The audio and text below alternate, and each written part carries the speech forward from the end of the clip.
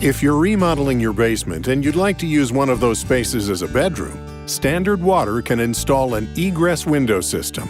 These window systems add light, ventilation, and code-compliant emergency egress to basements.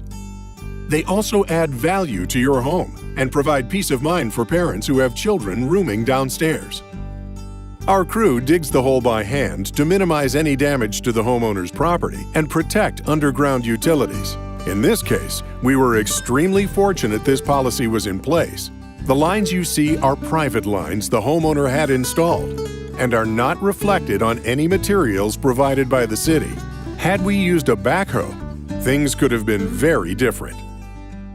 A special diamond-bladed hydraulic ring saw is used to cut through the outside of the basement wall to minimize the dust and mess on the inside. Then, the wall is pounded out with a good old-fashioned maul. The window is installed and trimmed with the help of our mobile wood shop. We install a stepped window well made of structural plastic that won't rust, rot, or be eaten by bugs. In as little as one day, Standard Water can transform a dark, cold basement into a light, warm, inviting, and code-compliant living space.